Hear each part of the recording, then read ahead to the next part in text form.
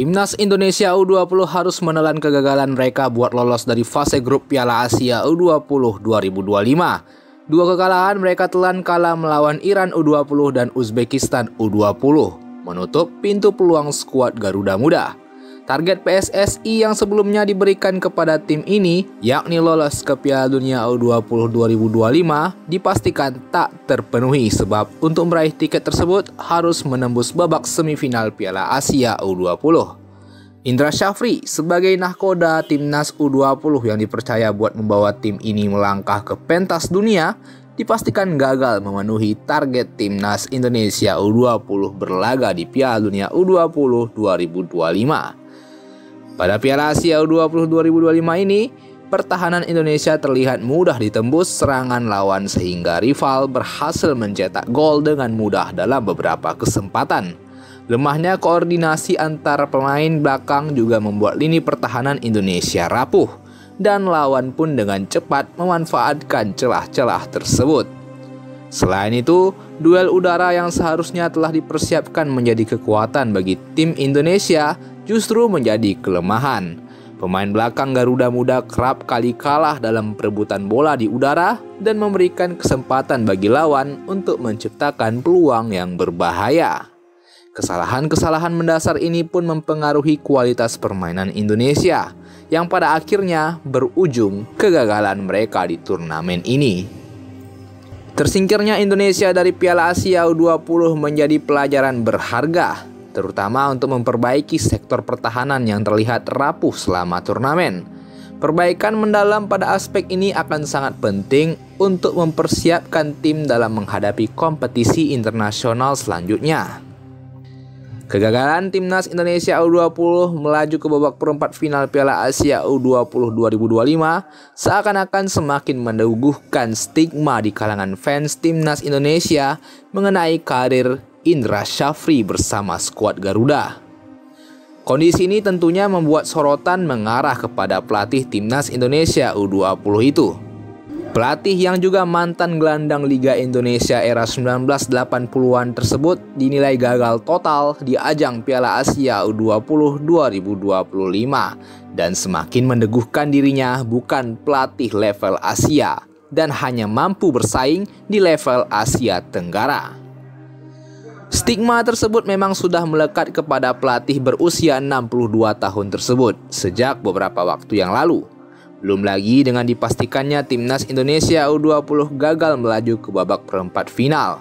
Anggapan bahwa Indra Syafri hanya mampu berprestasi di level Asia Tenggara kian terbukti. Beliau memang tak dapat dipungkiri merupakan ahlinya dalam urusan ajang setingkat Asia Tenggara. Bahkan mantan pelatih Timnas Indonesia sebelumnya, Sintayong, tak mampu menandingi prestasi Indra Syafri untuk level ASEAN. Dilansir dari laman transfermarkt.co.id, nama Indra Syafri mulai naik saat dirinya sukses membawa Timnas Indonesia U19 meraih gelar AFF Cup U19 2013 lalu. Sejak saat itulah, namanya kian disebut sebagai salah satu pelatih terbaik di level Timnas Indonesia. Belum lagi dengan raihan 3 gelar di level Asia Tenggara lainnya, yakni gelar AFF Cup U22 2019, AFF Cup U19 2024, dan medali emas SEA Games 2023. Kian memperkuat anggapan dirinya merupakan pelatih spesialis ajang level Asia Tenggara. Namun deretan prestasi di level Asia Tenggara tersebut seakan tak memiliki makna saat bertanding di level Asia. Indra Syafri selalu gagal dalam 2 edisi Piala Asia U20, yakni di ajang Piala Asia U20 2014 dan Piala Asia U20 2025. Ia pernah sekali membawa Timnas Indonesia ke babak perempat final Piala Asia U19 pada 2018 lalu.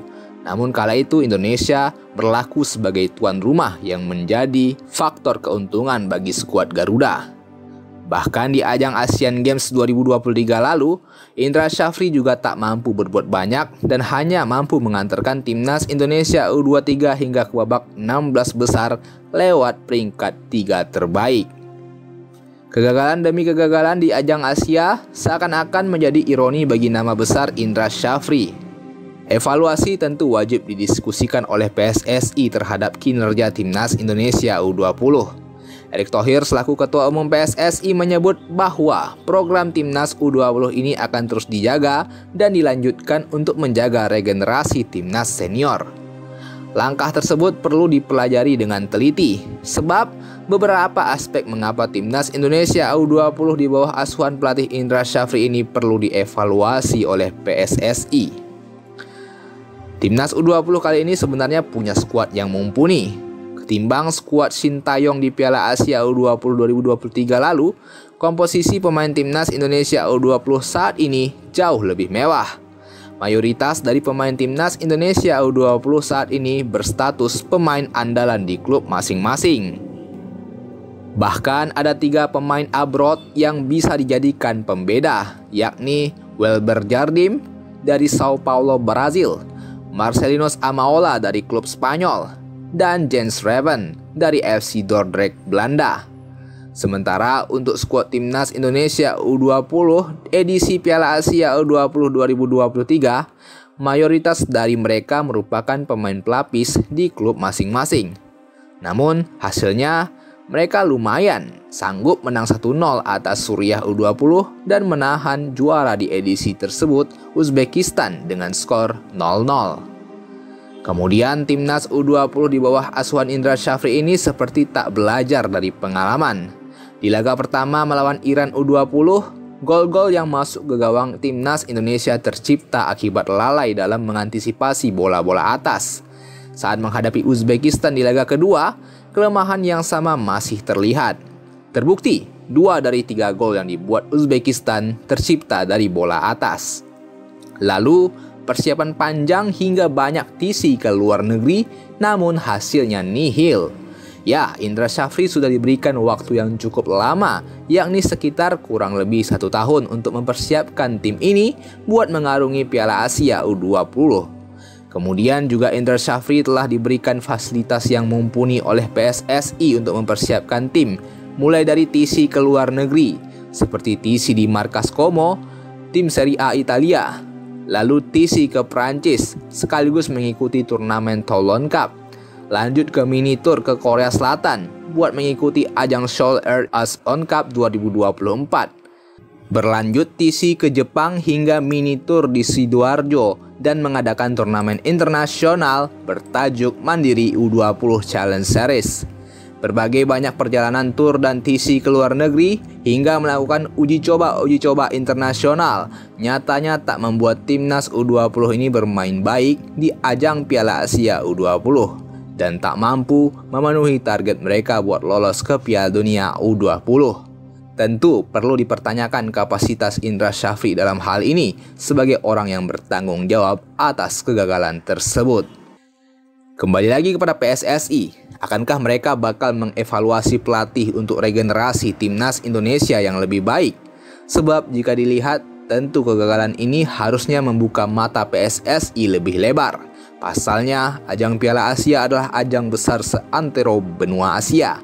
Jika sebelumnya PSSI berani mengambil langkah evaluasi dengan memecat pelatih timnas senior sebelumnya, meski target dan capaiannya masih pada jalan yang benar, tentu kegagalan timnas U20 ini seharusnya membuat PSSI tak pandang bulu mengevaluasi tim kepelatihan saat ini. Bagaimana menurut kalian, Bung? Coba tuliskan tanggapan kalian di kolom komentar. Dan jangan lupa buat like serta subscribe channel Bung Bil supaya kalian tak ketinggalan berita-berita menarik seputar sepak bola Indonesia dan mancanegara. Thank you.